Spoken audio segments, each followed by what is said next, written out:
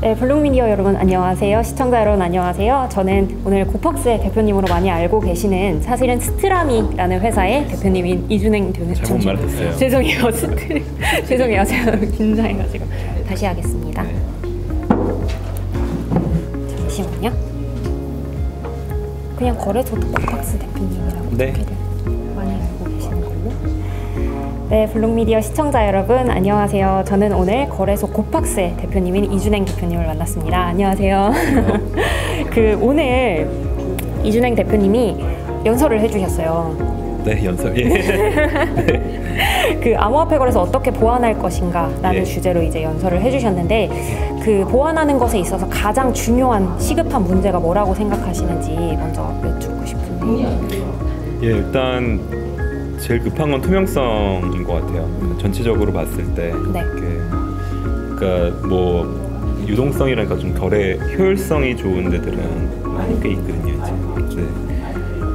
이게 거래 투명성이란 부분도 되게 중요하거든요. 그러니까 투명하게 운영될 수 있고, 그 다음에 안전하게 관리를 해줄 수 있는 부분, 코인을. 이제 그 두 가지는 잘못했을 때는 오늘 내일 피해자들이 많이 생길 수 있는 부분이니까 그게 제일 시급한 부분인 것 같고, 그 외에 어떤 기술적인 부분들은 조금 더 긴 호흡을 갖고 있지만 이제 그런 것들에 대해서 지금 잘 안 하면 나중에 먼 미래에 이제 문제가 될 수 있는 부분이니까 중요한 문제이긴 하지만, 네.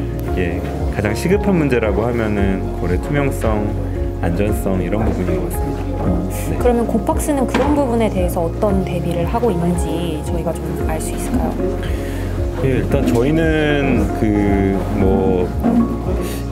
그런 부분에 대해서 되게 내부적 혹은 외부적, 그리고 이제 내부 규정이라든지 이제 고객들 거래 규정이라든지 이런 것들을 나름 되게 빡빡하게 만들어서 모니터링을 열심히 하고 있고, 네.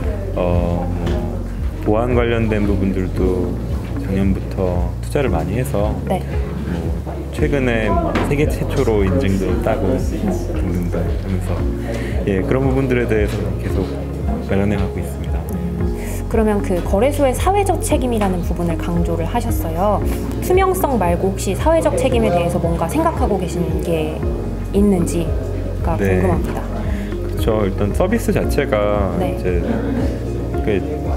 상품 자체가 이렇게 좀 다르잖아요. 그러니까 예를 들면은 제약회사 같은 경우가 일반 예를 들면 껌 만드는 회사들보다는 사회적 책임이 더 크다고 할 수 있겠죠. 왜냐면 이거는 죽고 사는 문제니까 잘못 만들면 큰일 나잖아요. 근데 이것도 고객들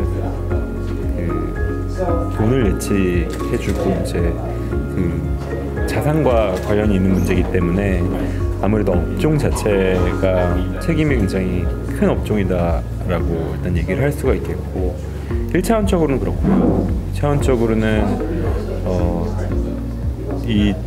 저는 블록체인이라는 기술을 되게 좋아하고 사실은 가능성을 굉장히 크게 보고 있거든요. 네. 근데 이런 상황에서 어떻게 보면은 거래소가 블록체인이랑 실제 세상이랑 연결해주는 첫 관문 같은 거거든요.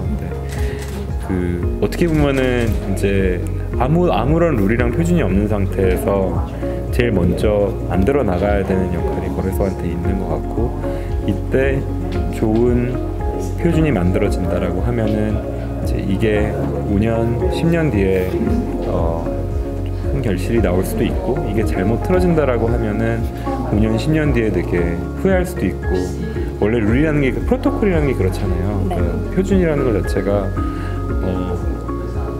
너무 과하게 잘못 짜여지면은 미래에 후회하고, 근데 또 너무 엉성하게 짜여져가지고 아무것도 안 돼 있으면은 아예 크질 못하고 이제 그런 부분들이 있으니까, 네. 그런 부분에서 좀 나름 책임감을 갖고 하고 있습니다.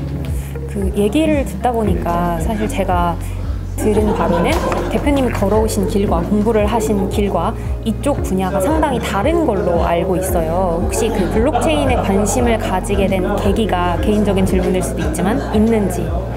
네, 사실 되게 우연한 계기로 2014년에 비트코인을 알게 됐고요. 네.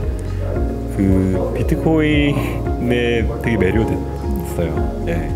그리고 근데 사실은 아까 되게 상반된 분야라고 말씀하셨는데 제가 학부 때 그 역사학 전공을 했었는데 그 사실은 그것 때문에 도움이 되게 많이 됐었어요. 조금 더 찝어서 얘기하면은 3학년 때 금융사 수업을 들었었는데 네.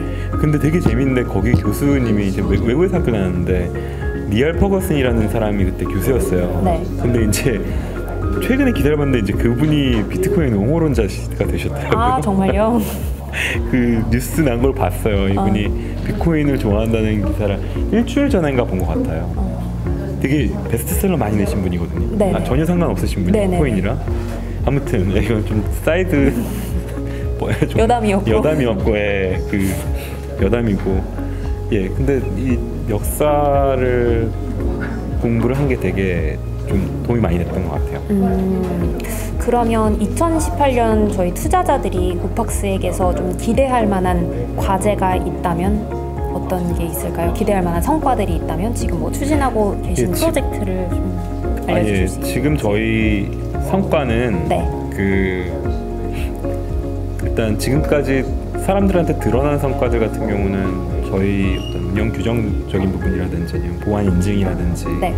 이제 이런 부분들에서 그래도 이제 느껴지는 변화들이 있다는 거를 인지해 주시는 고마운 분들이 계시는 것 같고 네. 저희도 되게 감사하고 노력하는 거 알아주시니까 네. 그리고 아직 보이지 않은 부분인데 있었으면 좋겠다는 부분들 같은 경우가 거래량인 것 같고요. 근데 이거는 뭐 사실은 저희 힘으로 되는 부분은 아니니까 저희가 그냥 계속 많이 좀 사랑해 주셨으면 좋겠다 약간 이런 정도인 것 같고 내부적으로 그래도 많이 좀 발전이 있었던 부분들은 저희 자산 예치하는 어떤 리서치를 꽤 많이 했었는데 우리부터 근데 이런 이제 시스템적인 부분들에 대해서 좀 성과들이 조금씩 이제 드러나고 있는 것 같아요. 그럼 저한테 지금 몇 가지 포트폴리오를 몇 가지 프로젝트들을 공유를 해주셨는데 대표로서 가장 신경을 쓰는 분야가 있다면 가장 신경을 쓰는 프로젝트가 팍스가? 있어요? 네. 그 내부에서요? 네. 지금 일단은 아니면 개인적인 목표도 괜찮습니다. 2018, 19년에. 2018, 19년이요? 네. 존버죠 뭐. 생존을 이런 말씀 그런가? 생존이 제일 중요한 것 같아요. 그쵸. 예, 그리고 그냥 모르겠어요. 사실은 저는 비슷해요. 그냥 어제 오늘 비슷비슷해가지고 네. 하루하루가 뭐 특별히 올해 목표가 있다라기보다는 그냥 옛날에 했던 목표대로 그냥 가고 있는데 네. 요즘은 좀 시장은 되게 안 좋은데 마음은 좀 편해요. 그러니까 좀 많이 그래도 저희가 2015년부터 제가 2014년에 비트코인을 처음 알게 되고 2014년 말에 사업을 2015년에 시작을 했는데요. 그냥 그때부터 이제 조금씩 준비하고 쌓아놨던 것들이 이제 좀 준비가 되어가고 있는 것 같아서 그런 부분에서는 마음이 좀 편하고 옛날보다는 올해 목표다라고 하면은 올해 내년 이건 생존이 제일 중요하고 이제 되게 더 신뢰 받을 수 있으면 좋을 것 같고 그렇게 위해서 신뢰 더 받는 거? 네. 네. 좀 순위도 올라가면 좋겠죠? 네. 순위는 좀 탑티어가 됐으면 좋겠어요. 거래량으로. 거래량이 많아야지 이제 한국 내에서. 유동성이 많아야지 네. 유동성은 거래량이랑 연결되어 있고 유동성이 많아야지 거래가 효율적으로 일어나는 거잖아요. 고객분들께서 하시는 말씀이 이제 저희는 뭔가 이런 서버나 뭐 이런 것들은 좋은데 거래량이 없어서 힘들다라는 컴플레인이 있는데 이제 그 부분이 좀 보완이 됐으면 좋겠는데 이제 저희가 할 수 있는 부분은 아니라서 네. 어거지로 이렇게 막 불러서 이렇게 막 만들고 막 조작하고 이거는 사실 의미 없는 거잖아요. 근데 뭐 언젠가는 알아주지 않을까라는 생각은 하고 있어요. 원래 보면은 신장 기업이 막 행사하는 데보다 처음에 이렇게 신장 기업 행사 너무 안 하는 데들이 조금씩 입소문하는 데들이 더 이렇게 좀 더 좋잖아요. 저희 이제 후자가 되기를 네. 바라고 있죠. 네, 인터뷰 감사했습니다. 네, 감사합니다. 네, 지금까지 곱학스의 이준행 대표님 만났습니다. 네, 감사합니다.